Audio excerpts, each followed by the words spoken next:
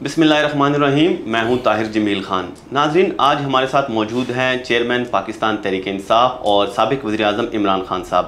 ان سے آج ہم بات کریں گے موجودہ ملکی سیاسی صورتحال اور تحریک انصاف کی اس حوالے سے حکمت عملی پر. جی خان صاحب، کیا حال ہیں آپ کے؟ جی شکریہ. خان صاحب، حالیہ press conference D G I S P R نے جو کی ہے اس میں انہوں نے کہا ہے کہ ایک سیاسی جماعت نے بغاوت کی کوشش کی ہے. اشارہ ان کا غالباً آپ کی جانب ہی ہے. تو ایسے میں جب وہ اپنے ادارے کے اندر ہی احتساب کا عمل کر رہے ہیں، 2 اسٹار اور 3 اسٹار جنرلز بھی انہوں نے نہیں بخشے، تو آپ اپنا مستقبل کیا دیکھ رہے ہیں؟ دیکھیں، آگے تو جو ہوتا ہے ہمیں اللہ میں ایمان ہے، تو وہ تو جو ہوگا ہوگا. لیکن مجھے ابھی تک سمجھ نہیں آئی کہ D G I S P R نے جو یہ پریس کانفرنس کی ہے، کبھی کوئی اس طرح یک طرفہ پریس کانفرنس کرتا ہے. بہت بڑا الزام ہے کہ فوج کے اندر بغاوت کی ہے. فوج کا مطلب ملک کے ساتھ بغاوت کی ہے، کیونکہ فوج تو ہماری ہے. تو اگر فوج تباہ ہوتی ہے بغاوت کی وجہ سے تو ملک تباہ ہوتا ہے. تو ہماری طرح کے لوگ جن کا جینا مرنا پاکستان میں، جنہوں نے کوئی لنڈن اور سارے دنیا کے باہر مغرب میں بڑے بڑے محلات نہیں بنائے اور جن کے بینک اکاؤنٹس باہر نہیں ہیں، جنہوں نے یہیں رہنا ہے، تو ہم تو سوچ نہیں سکتے کہ اپنے ملک کو ہم کمزور کریں فوج کو کمزور کرتے ہوئے. تو مجھے اس پریس کانفرنس کی سمجھ نہیں آئی کہ 9 مئی کو ایک ایونٹ بنا کے اور کوئی انڈیپینڈنٹ تحقیقات نہیں ہے. دیکھیں نا، ساری دنیا کے اندر، یورپ میں، امریکہ میں، انگلینڈ میں کوئی حادثہ ہوتا ہے، ہمیشہ اس کی انڈیپینڈنٹ انویسٹیگیشن ہوتی ہے. کوئی ابھی تک انڈیپینڈنٹ انویسٹیگیشن نہیں ہوئی. ایک یک طرفہ بیان آ رہا ہے کہ جناب تحریک انصاف نے سب کچھ کیا، ہم نے جلایا، ہم نے اٹیک کیا، ہم نے فلانا کیا، ہم نے یہ آگے لگائی. لیکن کوئی، ہمارا اور موقف ہے، ان کا اور موقف ہے، کوئی انڈیپینڈنٹ انالیسس کیا اس کے اوپر. اور ہمیں تو تعجب یہ ہے کہ ایک پارٹی 27 سال سے جس نے کبھی کوئی آرسن یعنی جلانے میں کوئی نہیں کیا، کوئی ہم نے کہیں فوجی عمارتیں چھوڑیں جو 2-3 ہوئی ہیں، ریڈیو پاکستان بھی جلایا گیا، ہماری کوئی تاریخ نہیں ہے اس طرح کرنے کی. جب مجھے گولیاں لگتی ہیں تب تو سب سے زیادہ قتل کرنے کی کوشش کی جاتی ہے، تب سب سے زیادہ رد عمل آنا چاہیے تھا، تب بھی کوئی ایسا نہیں ہوا. تو یہ جو یک طرفہ سرا ہوا ہے اور کوئی بات نہیں کر رہا کہ 25 لوگ اس دن شہید ہوئے. 16 کے ہمارے پاس پوری ڈیٹیلز ہیں، جو باقی 9 ہیں ان کے لوگ اتنے ڈرے ہوئے ہیں کہ ہمیں وہ بتا نہیں رہے، یعنی وہ چھپے ہوئے انڈر گراؤنڈ چلے گئے. 2 کی ٹانگیں چلی گئی، دونوں ٹانگیں کٹ گئی، اور ایک پیرالائز ہو گیا، یعنی ریڑھ کی ہڈی پہ گولی لگی، وہ بالکل پیرالائز ہے. 50 کو گولیاں لگی. ابھی تک کسی نے بات ہی نہیں ان کی. دیکھیں، کسی ملک کے اندر آپ کے لوگ جب اس طرح ان کو شہید کیا جاتا ہے، نہتے لوگوں کو، کوئی چانس ابھی تک کوئی نہیں بتا رہا کہ کہیں ہماری طرف سے گولی چلی ہے. اگر بغاوت ہوتی ہے، کوئی عام ہوتی ہے، آپ فوج کے خلاف بغاوت کر رہے ہیں، اس کا مطلب کہ آپ کے پاس کوئی ہتھیار ہوں گے، آپ نے کوئی اٹیک کیا ہوگا، کوئی پلاننگ ہوگی. کوئی ایسی پلاننگ ہے؟ تو کیا نہتے لوگوں نے فوج کے خلاف بغاوت کیسے کر ڈالی تھی؟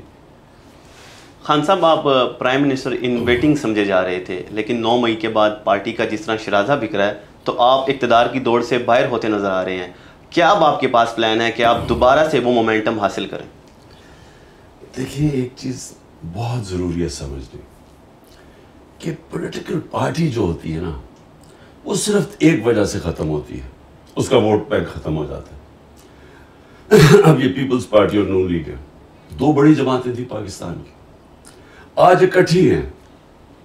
آج دونوں بڑی جماعتیں اکٹھی ہو گئی ہیں. اس کے اکٹھے ہونے کے باوجود 37 بائی الیکشن ہوئے جو پچھلے چند مہینوں میں، 30 جیت گئی ہے تحریک انصاف. تو اس کا کیا ہوا پھر؟ کیونکہ ان کا ووٹ بینک ختم ہوتا جا رہا ہے. اکٹھے ہو کے بھی ایک جماعت کو نہیں ہرا سکتے. پوری اسٹیبلشمنٹ کی بیکنگ، پولیس ان کے ساتھ، انتظامیہ ان کے ساتھ، الیکشن کمیشن ان کے ساتھ، پھر بھی 37 میں سے 30 الیکشن ہار گئے. اور اتنے خوف زدہ ہیں کہ جو جب سپریم کورٹ نے اناؤنس کیا ہمارا پنجاب کا الیکشن 14 مئی کو، ان سب نے مل کے الیکشن سے بھاگ گئے. سپریم کورٹ کا فیصلہ، آئین کی خلاف ورزی کی. کیوں؟ کیونکہ ڈرے ہوئے ہیں ہارنے سے. تو پوائنٹ یہ ہے کہ جماعت تو تب ہارتی ہے جب اس کا ووٹ بینک ختم ہو جاتا ہے، اور جب اس کا ووٹ بینک ختم ہو جاتا ہے تو اسٹیبلشمنٹ بھی اس کے ساتھ کھڑی ہو جائے، وہ نہیں جیت سکتی. تو تحریک انصاف کا تو اس وقت ووٹ بینک عروج پہ ہے. یہ جو بھی ہو رہا ہے، آپ جتنا ہمارے پہ ظلم کیا جا رہا ہے، یہ انتقامی کارروائی کی جا رہی ہے، 9 مئی کا بہانہ لگا کے ہمارے 10,000 لوگوں کو جیلوں میں ڈال دیا ہے، سینئر لیڈرشپ جیل میں ڈال دی ہے. نکلتے تب ہیں جب وہ کہیں کہ جی ہم پارٹی چھوڑ رہے ہیں، تب وہ نکلتے ہیں. تو کیا اس سے کیا ہوگا؟ تحریک انصاف کمزور ہو رہی ہے، تحریک انصاف اور طاقتور ہو رہی ہے. کیوں؟ کیونکہ ووٹ بینک بڑھتا جا رہا ہے. خان صاحب، پارٹی کے سرکردہ جو رہنما ہیں اور آپ کے قریبی ساتھی، ان کے چھوڑ جانے کے بعد خود کو تنہا تو محسوس کرتے ہوں گے؟ دیکھیں، میری ایک مشن ہے. مشن کے اندر آپ نہ دیکھتے ہیں اپنی فیملی، نہ آپ دیکھتے ہیں اپنے دوست، نہ آپ دیکھتے ہیں کہ جی میرے سے 26 سال کوئی میرے ساتھ رہے. آپ صرف مشن دیکھتے ہیں. آپ اٹھا کے دیکھ لیں جنہوں نے مشن لڑی ہیں، قائد اعظم محمد علی جناح، کتنی ان کی دوستیاں رہ گئیں، ان کی فیملی ڈسٹربٹ ہو گئی. مہاتما گاندھی کا دیکھ لیں، وہ بھی بہت بڑا لیڈر تھا. اس کا دیکھ لیں کہ اس کی کیا پرائیویٹ لائف، دوستیاں کدھر گئی. نیلسن منڈیلا کی زندگی پڑھ لیں تو وہ کتنی ان کی فیملی ساری ختم ہو گئی، اس کے دوستوں سے کیا ہوا.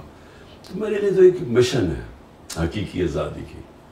27 سال پہلے میں نکلا تھا تھوڑے سے لوگوں کے ساتھ، بڑی دیر تھوڑے سے لوگ تھے، پھر بڑھتی گئی، اور پھر اللہ کا کرم ہے آج پاکستان کی شاید تاریخ کی سب سے بڑی پارٹی بن چکی ہے.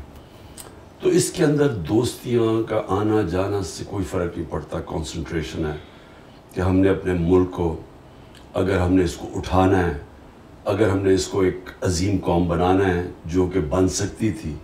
بڑا خواب تھا پاکستان، وہ تب ہوگا جب حقیقی جمہوریت آئے گی. حقیقی جمہوریت تب آتی ہے.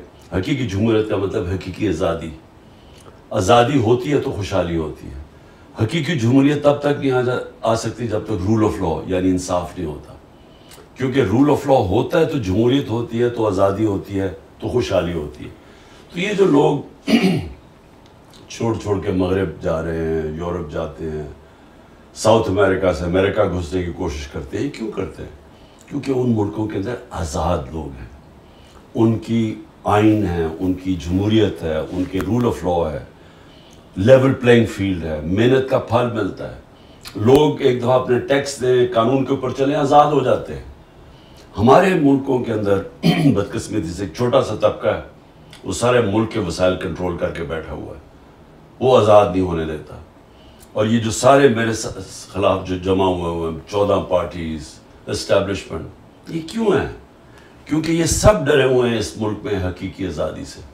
حقیقی آزادی کا مطلب کہ یہ جو سارے قبضہ کر کے بیٹھے ہوئے وسائل کے اوپر اور قانون کے اوپر بیٹھے ہوئے ہیں، تو ان کو خطرہ ہے. خان صاحب، آپ کے پرانے دوستوں کی نئی جماعت استحکام پاکستان پارٹی کو کس نظر سے دیکھ رہے ہیں آپ؟ دیکھیں، کبھی بھی پاکستان کی تاریخ میں کوئی آرٹیفیشل پارٹی چلتی نہیں ہے. زندگی میں کوئی شارٹ کٹ نہیں ہوتا. یعنی میں اگر یہاں تک پہنچا ہوں تو 27 سال کی سٹرگل ہے. 14 سال کی، جس طرح میں نے کہا تھوڑے سے لوگ تھے ساتھ، مذاق اڑتا تھا. آہستہ آہستہ پبلک کے اندر اس کی جڑیں گئیں، اس کا نظریہ گیا، اور آج سب سے بڑی اللہ کا کرم ہے جماعت ہے. لیکن کسی کا خیال ہے کہ اس طرح کی جماعت بنا دو اور ادھر ادھر سے لوگ توڑ کے لے آؤ، تو اس کی پبلک میں تو کوئی روٹس ہے ہی نہیں. خان صاحب، پاکستان کی سیاست میں فوج کے کردار کے کس حد تک آپ قائل ہیں؟ کس حد تک فوج کا کردار ہونا چاہیے اور ہونا چاہیے بھی یا نہیں؟ آپ کا کیا موقف ہے اس بارے میں؟ دیکھیں، ہمارا ایک ملک ایوالو کر رہا ہے. 75 سال کی ہماری زندگی ہے. ہمارا ملک کیسے شروع ہوا تھا؟ ایک سیکیورٹی سٹیٹ. کیوں؟ ہمیں خوف تھا. ایک دم آتے ساتھ ہی 47 میں آزادی ہوئی، 48 میں جنگ ہو گئی کشمیر کے اوپر. اس کی وجہ سے ایک خوف آ گیا کہ ہم 7 گنا بڑا ملک ہے ہمارا ہمسایہ، اور وہ ہمیں مانتا ہی نہیں ہے. وہ ہمسائے کا خیال تھا کہ پاکستان زیادہ دیر رہے گا نہیں، اور یہ پھر ضم ہو جائے گا ہندوستان میں. اس خوف کی وجہ سے ہماری سیکیورٹی اسٹیٹ اور قوم اپنی فوج کے ساتھ کھڑی ہو گئی, اور قوم یہ سمجھتی تھی کہ فوج کی ہمیں بہت ضرورت ہے. تو وہ ہوتا ہوتا ہوا ایسے کہ فوج نے 3 دفعہ ڈائریکٹ مارشل لاز لگائے حکومت کی, اور جب نہیں بھی مارشل لا تھے تو فوج اندر ایک سسٹم کے انٹرنچ ہو گئی. میرا پوائنٹ یہ ہے کہ آگے جب ہم پڑھ رہے ہیں, کوئی بھی جو پرماننٹ چیز ہوتی ہے نا, وہ ہوتی ہے چینج. آپ اگر وقت کے ساتھ نہیں بدلتے, ٹائم کسی کی انتظار نہیں کرتا, آپ کو پیچھے چھوڑ دیتا ہے. آج اگر ہم اپنا ہندوستان سے موازنہ کریں, اور جو ابھی ہندوستان کی اور امریکہ کا جو معاہدے ہوئے ہیں, اور جس تیزی سے اب ہندوستان آگے بڑھ رہا ہے, اور جس تیزی سے ہم نیچے جا رہے ہیں, تو ہمیں آج ہی سوچنا چاہیے کہ اگر ہم نے اپنے آپ کو بدلا نہ, تو ہمارا مستقبل اب خطرے میں ہے. کیونکہ جو ہندوستان کی یہ جو بی جے پی یا آر ایس ایس کی جو نظریہ آئیڈیالوجی ہے, یہ پاکستان کو تسلیم نہیں کرتی, اور یہ پوری کوشش کرے گی کہ اگر انہوں نے یہ دیکھا جس طرح ہم کمزور ہوتے جا رہے ہیں, تو وہ گرتی ہوئی دیوار کو ایک دھکا اور دو, وہ ضرور کریں گے, وہ ہمیں اور کمزور کریں گے. کیونکہ وہ نریندر مودی کا بڑا ایک تکبر بھرا ہوا بیان آیا ہے کہ پاکستان تو اپنے بوجھ کے اندر ہی گر رہا ہے, ہمیں تو اس کی پرواہ نہیں کرنی چاہیے. لیکن وہ پرواہ کر رہے ہیں, وہ کریں گے پاکستان کو اور کمزور. تو ہمیں تو اپنے آپ کو اگر ہم نے نہ بدلا, ہم نے اپنے آپ کو ایک حقیقی طور پہ جمہوریت اور رول آف لا نہ لے کے آئے پاکستان میں, تو مجھے افسوس سے کہنا پڑتا ہے کہ جو اب حالات ہیں, اگر اسی طرح ہم چلتے رہے, اس کا تو کوئی مستقبل نہیں ہے. خان صاحب, پاکستان میں میڈیا کی آزادی کو آپ کس نظر سے دیکھ رہے ہیں, اور کس حد تک میڈیا کی آزادی کے آپ قائل ہیں؟ دیکھیں, جمہوریت کیا ہے؟ جمہوریت ہے آزادی. جمہوریت کیوں ہم چاہتے ہیں؟ کیونکہ ہمیں آزاد کر دیتی ہے. کیوں جو ملک جمہوریت جن میں آ جاتی ہے وہ کیوں تیزی سے ترقی کر جاتے ہیں؟ کیونکہ وہ لوگ آزاد ہو جاتے ہیں. ایسٹ اور ویسٹ یورپ دوسری جنگ عظیم کے بعد آدھا غلامی میں چلا گیا, ایک ٹوٹیلیٹیرین سٹیٹس بن گئی, آزادی ختم ہو گئی, اور جو آدھا یورپ تھا, ویسٹرن یورپ, آزاد ہو گیا. 50 سال کے بعد جو آزاد یورپ تھا وہ خوشحال ہو گیا, اوپر چلا گیا, جو غلام تھا وہ نیچے رہ گیا. ایسٹ جرمنی, ویسٹ جرمنی, جو آزاد تھا, جو جمہوریت تھی, ویسٹ جرمنی وہ اوپر چلا گیا, ایسٹ جرمنی پیچھے رہ گیا. ساؤتھ کوریا, نارتھ کوریا میں ڈکٹیٹرشپ آ گئی, ساؤتھ کوریا جمہوریت آ گئی, وہ اوپر چلا گیا اور وہ پیچھے رہ گیا. تو ہمیں یہ پتہ ہے کہ جمہوریت اور آزادی ساتھ ساتھ جاتے ہیں, اور اس کے لیے آزاد میڈیا بہت ضروری ہے. جب آپ میڈیا آزاد ہوتا ہے, وہ تنقید کرتا ہے. ایک سسٹم, جب ایک سسٹم میں آپ تنقید کرتے ہیں, وہ اس میں اصلاحات کی چانس ہوتی ہے. جب آپ تنقید ختم کر دیتے ہیں, سسٹم ختم ہو جاتا ہے. اور وہی میں نے آپ کو جو مثال دے رہا ہوں کہ یہ سب معاشروں میں جب ڈکٹیٹرشپ میں تنقید ختم ہو جاتی ہے, سسٹم پیچھے رہ جاتے ہیں. تو آزاد میڈیا تو بہت ضروری ہے. یہ ہے کہ اس کو ذمہ دار ہونا چاہیے, اس کے اوپر کربز ہونی چاہیے. جس طرح مغرب میں لائبل کیسز ہوتے ہیں, آپ کسی کی توہین نہیں کر سکتے, لیکن تنقید کرنا ایک معاشرے کے لیے تو خون ہے, اس کا خون بڑھتا ہے. خان صاحب, لیکن اس حوالے سے ہی کہا جاتا ہے کہ آپ کے دور میں بھی کوئی مثالی دور نہیں تھا میڈیا کے حوالے سے. نہ صرف انڈیویجولی صحافی اس سے متاثر ہوئے ہیں, بلکہ کئی ادارے بند ہوئے, کئی سینکڑوں صحافی بے روزگار بھی ہوئے ہیں. اس حوالے سے آپ کیا کہیں گے؟ یہ بالکل پروپیگنڈا ہے. میں چیلنج کرتا ہوں, ایک انگریزی میں لفظ ہوتا ہے, وہ کہتے ہیں کہ فالس ایکویولنس. غلط طریقے سے ایکویٹ کر دیتے ہیں دو بالکل مختلف چیزوں. آج میڈیا بالکل کنٹرولڈ ہے. آپ آج عمران خان کا ٹی وی پہ نام نہیں لے سکتے, جو ملک کی سب سے بڑی پارٹی ہے اور جس کی ریٹنگ 70 to 80% ہے ایک جمہوریت کے اندر. کیسے ہو سکتا ہے کہ میڈیا پہ آپ اس کو دکھانے نہیں دے رہے؟ اس کا مطلب میڈیا تو ختم ہو گیا. آج تو ٹوٹل سینسرشپ ہے. حکم ملا ان کو کہ نہ عمران خان نہ تحریک انصاف کا موقف نہیں ٹی وی پہ آ سکتا. ہمارے زمانے میں 2-3 انسیڈنٹ ہوئے. اس کے پیچھے اس وقت کیونکہ ہم جنگ سے نکل رہے تھے, وار آن ٹیرر سے, تو وہ سیکیورٹی یہی فوج نے 2-3 لوگوں کے اوپر ایکشن لیا تھا.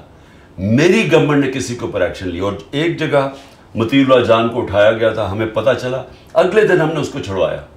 یعنی ہمیں اب 4-5 ہمارے بڑے صحافی ملک سے باہر چلے گئے ہیں.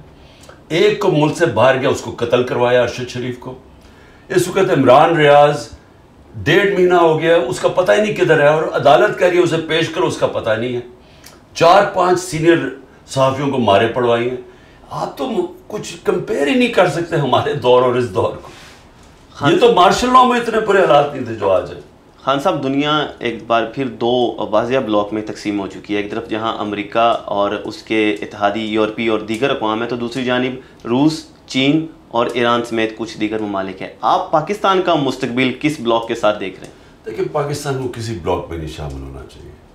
میں اصل میں ہمارے ہیں تو مخالف، لیکن میں ہندوستان کی فارن پالیسی کو بڑی میچور اور بڑی ذہین فارن پالیسی سمجھتا ہوں. ہندوستان نے اپنے آپ کو نان الائنڈ رکھا، مطلب کہ ہم کسی بلاک میں نہیں ہیں. جب کولڈ وار تھی اور ہم بلاکس میں چلے گئے، اور اس کے انہوں نے سب سے اپنے تعلقات رکھے، امریکہ سے بھی رکھے، روس سے بڑے کلوز تعلقات تھے. اب چین سے ہے تو ان کی تھوڑی آپس میں کانفلکٹ ہے، لیکن چین کے ساتھ ان کی اربوں ڈالر کی ٹریڈ ہے. تجارت چین سے بھی کر رہے ہیں، روس سے سستا تیل لے رہے ہیں. امریکہ کے ساتھ ابھی وہ الائنس کر لی ہے کہ ہر قسم کا انہوں نے کبھی اس طرح کی اسٹریٹجک الائنس، اکنامک، ٹیکنالوجی، جس طرح کی وہ الائنس کی ہے. تو پاکستان کدھر کھڑا ہے آج؟ ہمیں اپنا سوچنا چاہیے نا. ہم پہلے پھنس گئے جا کے ایک بلاک میں، امریکہ کی ہم خدمت کرتے رہے. اس کے بعد جب ہمیں ضرورت ہوتی تھی تو امریکہ ہمیں استعمال کرتا تھا، اور ہم وہ استعمال ہوتے تھے.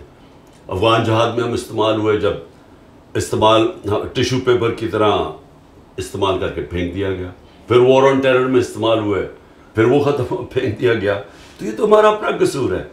ایک خوددار فارن پالیسی ہونی چاہیے، غیرت ہونی چاہیے، قومی غیرت، ایک اپنے پیر پہ کھڑا ہونا چاہیے. ہمیں اب سب سے اچھے تعلقات رکھنے چاہیے. ہمیں امریکہ سے بھی اچھے رکھنے چاہیے، چین سے بھی، روس سے بھی، سب سے. کیونکہ ہمیں تو ایک امن چاہیے پاکستان میں. ہمیں کسی کی جنگ کے اندر شرکت نہیں کرنی چاہیے. میرا بالکل موقف ٹھیک تھا کہ روس اور یوکرین کے پیچھے ہمیں نیوٹرل رہنا چاہیے. اس گورنمنٹ نے آ کے یوکرین کا ساتھ دینا شروع کر دیا، اور پھر کہتے ہیں جی روس نے ہمیں سستا تیل نہیں دیا. تو یہ تو ہمارا اپنا، ہمیں کیوں ضرورت ہے؟ کیا کوئی ہماری کانفلکٹ میں شرکت کرتا ہے؟ ہمارا اب کشمیر کا مسئلہ بنا ہوا ہے.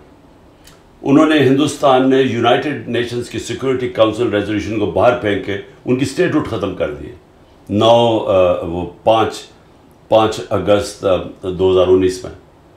کیا کسی نے ہماری مدد کی ہے؟ کوئی ہمارے لیے بولا ہے؟ تو ہم کیوں کسی کی جنگوں میں شرکت کریں؟ خان صاحب، آپ امریکہ پر الزام لگاتے تھے اپنی حکومت کے خاتمے کا. آپ آج بھی سٹینڈ کر رہے ہیں اس الزام پہ؟ دیکھیں، جو حقیقت ہے وہ تو ہے نا حقیقت، کہ ایک 6 مارچ کو میرے پاس ایک سائفر آتا ہے، کوڈڈ میسج، سیکرٹ میسج اپنے ایمبیسڈر سے واشنگٹن میں، اسد مجید سے، کہ ان کو ایک American under secretary of state نے کہا کہ عمران خان کو اگر تم نہیں ہٹاؤ گے ووٹ آف نو کانفیڈنس میں، تو ہم تمہارے لیے، پاکستان کے لیے کانسیکوینسز ہوں گے. تو یہ تو حقیقت ہے، کیونکہ وہ سائفر تو میں نے اس میں بھی کیبنٹ میں رکھا، نیشنل سیکورٹی کاؤنسل میں رکھا، کہ ہمارے ملک کی توہین ہے یہ، کہ ایک دوسرے ملک کا ایک آفیشل کہہ رہا ہے کہ ملک کے الیکٹڈ پرائم منسٹر کو ہٹا دو. تو وہ تو فیکٹ ہے. لیکن بعد میں ہمیں جب چیزیں آہستہ آہستہ پتہ چلی، ایک فائرہ ہے انگلینڈ کے اندر، امریکہ کے اندر، جس کے اندر آپ کو رجسٹر کرنا پڑتا ہے. کوئی بھی فورن لابسٹ ہو اس کو رجسٹر کرنا پڑتا ہے. کسی ملک سے اگر کوئی لابی کر رہا ہو تو اس میں پتہ چلا کہ حسین حقانی کو ہم نے $30,000 دیے تھے، اور جنرل باجوہ نے اس کو پیسے دلوائے تھے اپنے لیے لابی کرنے کے لیے میرے خلاف، کہ عمران خان اینٹی امریکن ہے. تو یہ یعنی سازش تو ادھر سے شروع ہوئی، تو ادھر اس کے بعد ادھر سے سائفر آیا. خان صاحب، ایک تاثر عام ہے کہ آپ کے دور میں آپ پاکستان میں چینی منصوبوں پر تحفظات رکھتے تھے. آج کی تاریخ میں سی پیک پر آپ کا کیا موقف ہے؟ دیکھیں، پہلے تو یہ بالکل ہی غلط ہے. ہمیں بلکہ الٹا کہا جا رہا تھا. جنرل باجوہ ہمیں کہتا رہتا تھا کہ تم بہت زیادہ چائنا کی طرف چلے گئے ہو، امریکہ ناراض ہو جائے گا. ہمیں تو وہ الٹا کہتا تھا. تو ہمارا تو یہ ہے کہ چائنا ہمارا 70 سال پرانا دوست ہے، اور چائنا ہمارے ساتھ ہر اچھے برے وقت میں کھڑا رہا، اور ہمیں ہمیشہ چائنا سے تعلقات ہمارے اس لیے اچھے ہونے چاہیے کہ فیوچر میں چائنا ایک وہ پاور نکل رہی ہے، اکنامک پاور، میرے نہیں خیال میں اس کا کوئی مقابلہ کرے گا. تو ہمیں تو ان سے ہر قسم کی ہیلپ کی ضرورت ہے چائنا سے. سو ہم نے تو پوری کوشش کی کہ ہمارے تعلقات بہتر ہوں. بدقسمت ہے 2 سال کووڈ-19 آ گیا، کووڈ-19 کی وجہ سے 2 سال چائنا بند ہو گیا. تو اس سے ہماری جس رفتار پہ ہماری پروگریس ہونا تھا، اور سی پیک پہ بھی، لیکن وہ بھی میں سمجھتا ہوں کہ ہم نے اس کے باوجود ہم نے بڑی تیزی سے آگے بڑھ رہے. لیکن سر واقفان حال تو کہتے ہیں کہ چائنا کا جو ٹلٹ ہے وہ شریف برادران کی جانب زیادہ ہے بجائے آپ کے. کوئی تو وجہ ہوگی اس کی؟ میں نہیں جانتا کہ یہ دیکھیے یہ پروپیگنڈا ہے. کون یہ فیصلہ کرے گا کہ ٹلٹ زیادہ ہے؟ یعنی کیا ثبوت ہے اس کا؟ کیا انہوں نے 14 مہینے میں یہ جب سے آئے ہیں تو کون سا مارکا مار دیا؟ بتائیں چائنا سے کیا کیا انہوں نے؟ وہ بتائیں انہوں نے کوئی کام کیا جو ہمارے زمانے میں نہیں ہوا. یہ سمجھیں کہ چائنا کا جو فورن منسٹر تھا، میری نو کانفیڈنس موشن جب انہوں نے درج کیا اسمبلی میں، تو اس جب میں نے OIC کانفرنس کی تو چائنا کا foreign minister specially as a guest آیا. تو وہ کبھی اس طرح آتا ہے کہ اگر تعلقات ٹھیک نہ ہو، اور OIC کے سارے ملک کبھی آتے ہیں آپ کے، اگر سعودی عربیہ اور ایران اور جس بڑے مسلمان ملک ہیں یہ نہ چاہیں، نہیں تو OIC کانفرنس تو نہیں ہو سکتی. تو 4 مہینے میں 2 تو OIC کانفرنسز ہوئی ہماری، ان میں اٹینڈ کرتا ہے آگے چائنا کا فورن منسٹر. تو یہ کدھر سے کہتے ہیں کہ یہ تعلقات ٹھیک نہیں تھے؟ خان صاحب، آپ کے دور میں آپ کا ایک منصوبہ تھا کہ تحریک طالبان پاکستان کے ساتھ مذاکرات کیے جائیں، حتیٰ کہ فاٹا کے اندر بھی انہیں آباد کرنے کی بات ہو رہی تھی. آج کے بھی آپ کا موقف وہی ہے باوجود اس کے کہ وہ ہماری اسٹیٹ کو ہی تسلیم نہیں کرتے؟ دیکھیں، گورنمنٹ چینج ہو جاتی ہے افغانستان میں، طالبان کی حکومت آ جاتی ہے. طالبان کی حکومت کہتی ہے کہ جو TTP افغانستان میں بیٹھ کے پاکستان میں واردات کر رہی تھی، وہ ان کو کہتے ہیں کہ جی اب آپ پاکستان واپس جائیں. اب جب وہ پاکستان ان کو واپس بھیجتے ہیں تو ہمارے پاس 2 چوائسز ہیں نا. ہم یا تو، اور وہ 30-40 ہزار لوگ تھے، یعنی ان کی فیملیز ملا کے، اب یا تو آپ ان کو کھڑے کر کے گولی مار دیں، یا ان کو یہاں کوشش کریں ریہیبلیٹیٹ کرنے کی، کیونکہ افغانستان کہتا ہے ہمیں نہیں چاہیے، آپ کے لوگ ہیں واپس لے لیں. تو دیکھیں، جو عقل والی چیز تھی نا وہ یہ ہے کہ ان کو سیٹل کرتے ہیں، ہم ان کو ریہیبلیٹیٹ کرتے ہیں. یہ ساری دنیا میں ہوتا ہے. یہ جب بھی آپ کی یہ جو دہشت گردی کی جنگ ختم ہوتی ہے نا تو آخر میں مذاکرات پہ ہوتی ہے اور آپ پھر ریکنسیلیشن کرتے ہیں. اب ہوا کیا کہ ہم پلان بھی، ہم نے پیسے کا بھی بندوبست کیا کہ ہم ان کو سیٹل کریں گے. اتنے میں پتہ چلا جناب وہ ہماری گورنمنٹ چلی گئی، اور انہوں نے آ کے نہ ان کے پاس کوئی ٹائم تھا نہ ان کو سمجھ تھی. اس کے بعد جو ہماری ملٹری اسٹیبلشمنٹ تھی وہ لگ گئی تحریک انصاف کو ختم کرنے کے لیے، اور وہ TTP کو بھول گئی. تو سر TTP کی طرف سے بھی سنجیدگی کا مظاہرہ ہونا چاہیے نا. 2 وے چیز ہوتی ہے. وہاں سے تو حملے جاری تھے اور پاکستان کے مختلف حصوں میں حملے ہوئے، ایون پشاور میں بھی اس کے بعد حملہ ہوا، 100 سے زیادہ وہاں پہ شہادتیں ہوئیں. دیکھیں وہ بات کریں کہ جو میرا دور تھا، اب اگست کے اندر وہ ختم ہوتا ہے. اگست میں، یعنی اگست میں ان کی گورنمنٹ آتی ہے طالبان کی، اور اس کے بعد یہ آنا شروع ہو جاتے ہیں نومبر دسمبر میں پاکستان. ہم اپریل تک تھے. مجھے بتائیں ہمارے دور میں کیا ہوا ہے؟ ہمارے دور میں کیوں نہیں کوئی حملہ ہوا؟ کیونکہ ہماری بات چیت چل رہی تھی اور ہمارا پلان یہ تھا ان کو ریہیبلیٹیٹ کرنے کا. جب ہم چلے گئے اس کے بعد جون کے اندر میں نے پہلی دفعہ بتایا کہ ان کو سیٹل کرو، کیونکہ پہلی دفعہ پرابلم آیا ہمارا کانڈ کے اندر. ان کو کسی کو پتہ ہی نہ کوئی انٹرسٹ ہے، نہ کسی نے کوئی توجہ دی. تو دیکھیں، اگر انہوں نے واپس ری سیٹل ہونا تھا تو وہ آسان تو نہیں تھا، لیکن آپ کے پاس دوسری چیز ہے، پھر جنگ شروع کر دیں. تو اب تو ہمیں پتہ ہی نہیں ہے کہ کیا ہو رہا ہے. اب تو کسی کو اندازہ نہیں ہے کہ یہ کیا سٹیٹس ہے، یہ حکومت کیا کوششیں کر رہی ہے. کیونکہ بدقسمتی سے اس وقت ساری جو توجہ حکومت کی اور ملٹری اسٹیبلشمنٹ کی ہے وہ تحریک انصاف کو ختم کرو. ہمارے اوپر پوری سرویلنس لگی ہوئی ہے، ہر جگہ لوگوں کو پکڑ پکڑ کے جیلوں میں ڈال رہے ہیں، 10,000 لوگ ہمارے جیلوں میں ڈال دیے. تو ان کی تو ساری توجہ ادھر ہی ہے. سیکیورٹی فورس ایک ہی وقت پہ کام کر سکتی ہے نا. تو تحریک انصاف کو ختم کرتے کرتے باقی سیکیورٹی کے اوپر ان کے پاس کدھر ٹائم ہے. خان صاحب، آپ نے اقوام متحدہ کی جنرل اسمبلی سے خطاب میں کہا تھا کہ پاکستانی پختون جو ہیں وہ افغان طالبان کے ساتھ ہمدردی رکھتے ہیں اور اس کی وجہ مذہبی سے زیادہ پشتون نیشنلزم ہے. اس سے آپ کی کیا مراد تھی؟ ہمارے دیکھنے اور سننے والوں کے لیے اس کی وضاحت فرمائیں. دیکھیں، جو آدھی آبادی ہے افغانستان کی وہ پشتون ہے، اور جو پاکستان میں یعنی 70% پشتون پاکستان میں رہتے ہیں، 65% کہہ دیں، اور 30 یا 35% افغانستان میں رہتے ہیں. ٹھیک، ان کی بڑی پرانی افیلیشن ہے، یعنی یہ صدیوں سے جاتی ہے.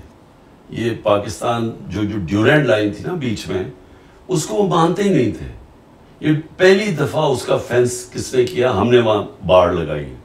اس سے پہلے تو وہ کھلا بارڈر تھا. تو ان کے تعلقات بڑے قریب تھے. تو جب افغان جہاد ہوئی تو افغان جہاد میں جو اس طرح پشتون تھے قبائلی علاقے میں، انہوں نے پوری شرکت کی افغان جہاد میں جو 80 کی دہائی میں ہوئی. تو جب یہ آ گیا امریکہ کی جب وار آن ٹیرر، تو انہوں نے جب طالبان کو کیا تو طالبان پشتون تھے. تو جو اس طرف تھے ان کی بڑی ان کے ساتھ افیلیشن تھی. تو یہاں سے بھی لوگوں نے اس میں شرکت کی کیونکہ وہ ایک پرانی ان کی چلی جا رہی تھی. تو میں یہ ہمیشہ کہتا تھا کہ اگر ہم نیوٹرل رہتے ہیں، ہم شرکت نہ کرتے اس میں، تو ہمارا زیادہ چانس تھی ہم ان کو کنٹرول کر سکتے تھے. لیکن جب ہم فریق بن گئے تو انہوں نے پاکستان کو بھی اٹیک کرنا شروع کر دیا، اور جو اس طرف تھے وہ تحریک طالبان بن گئی، اور انہوں نے آ کے پاکستان کو کہا جی آپ کولیبریٹرز ہیں. انہوں نے پرو امریکہ کر کے ہمارے اوپر اٹیکس کیے. خان صاحب، آپ نے القاعدہ چیف کو بھی شہید کہا تھا. اس کی کیا وجہ تھی اور کیا آج بھی آپ اسے شہید سمجھتے ہیں؟ وہ تو اور طرح میں نے بات کی تھی، وہ غلط طرح یہ سمجھے تھے. میں نے کلیریفائی کر دی تھی بات میں. تو ابھی اگر آپ ریکارڈ کی درستگی کے لیے کلیریفائی کرتے ہیں اور آگے چلیں اور بات کریں. اچھا، آخری سوال آپ سے ذرا موجودہ تلخ صورتحال سے ذرا ہٹ کے ہے اور وہ کرکٹ پہ ہے. ابھی چند مہینے میں 2 بڑے کرکٹ کے ٹورنامنٹ آ رہے ہیں. ایک ایشیا کپ ہے جو کہ پاکستان میں ہونے جا رہا ہے، اور اس کے لیے بھارت نے اپنی ٹیم بھیجنے سے انکار کر دیا ہے، جس کے بعد آدھے سے زیادہ جو میچز ہیں جو پاکستان نے ہوسٹ کرنے تھے پاکستان کے اندر، وہ سری لنکا منتقل ہو گئے ہیں. اور دوسری طرف اس کے ایک ماہ بعد ہی بھارت میں عالمی کپ آ رہا ہے، ورلڈ کپ، اور وہاں پاکستانی ٹیم نے جانا ہے، اور حکومت نے ابھی تک فیصلہ نہیں کیا کہ آیا ہمیں بھی ٹیم بھیجنی چاہیے یا نہیں. آپ اگر ہوتے، آپ وزیر اعظم ہوتے، آپ کا چیئرمین پی سی بی ہوتا، تو اس میں آپ کی کیا پالیسی ہوتی؟ میں پاکستان میں ٹورنامنٹ کرتا. بھارت نہیں آتی تو نہ آتی، کیونکہ اور اگر وہ یہاں نہ آتی تو ہمیں وہاں بھی نہیں جانا چاہیے تھا. کیونکہ دیکھیں یہ نہیں ہو سکتا کہ وہ یعنی یہ تو ایسے لگ رہا ہے کہ ہم اب ہمارا وہ سٹیٹس بن گیا ہے جو بنگلہ دیش کا ہے یا سری لنکا کا یا نیپال کا ہے. یعنی ہم تو وہ اب ہو گئے نا کہ ایک سیٹلائٹ سٹیٹ بن گئے. دیکھیں خودداری بھی ہوتی ہے قوم کی. پاکستان ابھی بھی دنیا کی ٹاپ کرکٹ ٹیمز میں سے ہے، اور پاکستان کی ٹیم کی اہمیت ہے. دنیا دیکھنا چاہتی ہے پاکستان ٹیم کو. ہمارے پاس ورلڈ کلاس کرکٹرز ہیں. ہمیں کیوں اپنے آپ کو انڈر سیل کرتے ہیں؟ کیا اگر وہ سمجھتے ہیں کہ وہ بہت بڑی کوئی کرکٹنگ پاور بن گئے تو ہم بھی ہیں. تو ہمیں اگر وہ ہمارے ملک میں کھیلنے کے لیے نہیں تیار تو ہم کیوں ان کے ملک میں جا کے کھیلیں؟ خان صاحب، آپ کے وقت کا بہت شکریہ.